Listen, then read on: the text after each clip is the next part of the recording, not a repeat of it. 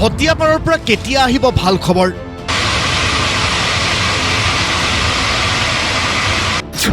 এতিয়ালৈ সফল হ'ব পৰা নাই আমেৰিকাৰ বিশেষজ্ঞৰ দল। কেপিং প্ৰক্ৰিয়াৰে গেছ নিৰ্গমন ৰোধৰ চেষ্টা চলাব দলটোৱে।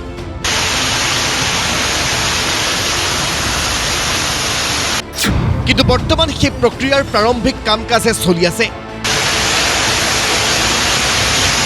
কিয়নো ৰিগটোৰ অৱস্থা অত্যন্ত জটিল। পৰিপ্ৰেক্ষিতত ল'ব লগা হৈছে বহু সাৱধানতামূলক ব্যৱস্থা। ONGCক ৰিগটোৰ চৌপাশ মুকলি কৰিবলৈ নিৰ্দেশ দিছে বিশেষজ্ঞৰ দলটোৱে।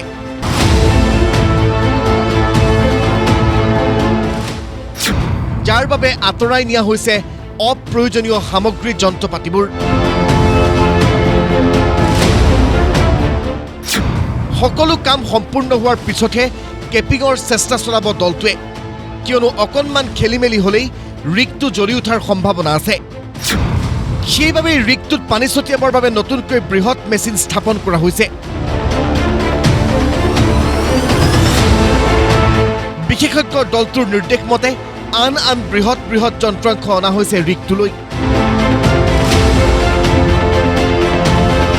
আমেৰিকান বিশেষজ্ঞৰ দলটোৱে গেছ নিৰ্গমন ৰোধত সফল হ'ব বুলি আশাবাদী ONGCৰ মহাপ্ৰবন্ধক सांगवान। इस सवाल का जवाब हम नहीं बोल सकते, हमारे पास नहीं है। कितना दिन लगेगा, कोशिश तो हम करेंगे कि, और सभी को जो तकलीफ हो रहा है कि एज अर्ली एज पॉसिबल, हो सकता है कि 2 दिन में हो जाए, 1 दिन में हो जाए, तो कितना समय लगेगा इसके लिए हम में से कोई बोल नहीं पाता। साइट अभी रेडी हो रहा है for next operations, technical operations आगे करना है।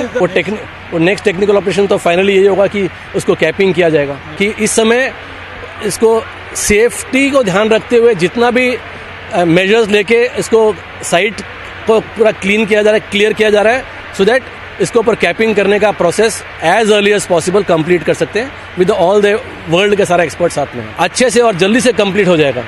একাদশ দিনৰ গেছ নিৰ্গমন ৰোধ নোহোৱাত অতিষ্ঠ হৈ পৰিছে ভটিয়াপাৰৰ ৰাইজ। গেছ নিৰ্গমনৰ বিকট শব্দত দাঁতিকাষৰীয়া পৰিয়ালসমূহৰ পোহনীয়া জীৱ জন্তুবোৰে লাহে লাহে প্ৰাণ হেৰুৱাবলৈ লৈছে। 11 দিনে আশ্ৰয় শিবিৰত আছে শ ৰাইজ। শনিবাৰে এই দুৰ্ভগীয়া ৰাইজৰ কাষত উপস্থিত হয় শিল্পী মানস ৰবীন। দুৰ্গতসকলৰ অৱস্থাৰ বুজ লৈ শিল্পীগৰাকীৰ প্ৰতিক্ৰিয়া। ব্যক্তিগত কোম্পানীক ৰিগ গতাই দিয়াৰ পিছতেই এনেবোৰ ঘটনা সংঘটিত হ'বলৈ লৈছে। ভটিয়াপাৰৰ ক্ষতিগ্ৰস্ত ৰাইজক উপযুক্ত ক্ষতিপূৰণৰ দাবী শিল্পীগৰাকীৰ। অত বছৰৰ পৰা শিৱসাগৰত ৰিগ চলি আছে, কিন্তু এনেকুৱা ঘটনা খুব কম। কিন্তু এই ৰিচেণ্টলি যেতিয়াৰ পৰা এই প্ৰাইভেটাইজেশ্যন কৰিছে দেখা গৈছে যে বাগজানত হৈছে এনেকুৱা দুৰ্ঘটনা। আজি আমাৰ ইয়াত বাৰিচুকত হ'ল, এনেকৈ গেলেকীত হৈছে, বিভিন্ন স্থানত হৈছে। এতিয়া কথাটো হ'ল যে তেওঁলোকে প্ৰাইভেটাইজেশ্যন কৰিলে ইয়াৰ তদন্ত হ'ব লাগে যে ৰিগটোৰ গাফিলতিৰ কাৰণে হৈছে নে অন্য কথাৰ কাৰণে হৈছে। এক দ্বিতীয় কথা, এই মানুহখিনি যিখিনিয়ে তেলৰ পৰা এটকাও নাপায়, যিখিনিয়ে চাকৰি বাকৰি পোৱা নাই, সেই মানুহখিনি যে আজি ভুক্তভোগী হ'বলগীয়া হৈছে এই ঘটনাটোৰ কাৰণে, এই দায়িত্বটো ONGCয়ে ল'ব লাগিব। এখেতসকলৰ ক্ষতিপূৰণৰ দায়িত্বটো ONGCয়ে ল'ব লাগিব। আৰু এইটো ভাৰত চৰকাৰৰ এটা চৰকাৰী সংস্থা, গতিকে PSU হয়, গতিকে তেওঁলোকৰ অজস্ৰ টকা আছে, গতিকে এই মানুহখিনিক তেওঁলোকে উপযুক্ত ক্ষতিপূৰণ দিব লাগিব। কিন্তু ভটিয়াপাৰৰ ৰিগটো চলোৱা SK পেট্ৰৰ কোনো লোক এতিয়ালৈ ৰাইজৰ কাষলৈ নগ'ল। বৰঞ্চ ৰিগটোৰ পৰা গোপনে SK পেট্ৰই যন্ত্ৰাংশ লৈ অনাৰ অভিযোগ ৰাইজৰ, যাৰ বাবে দেওবাৰে SK পেট্ৰ আৰু শ্ৰীকৃষ্ণ আগৰৱালৰ বিৰুদ্ধে স্থানীয় ৰাইজৰ প্ৰতিবাদ।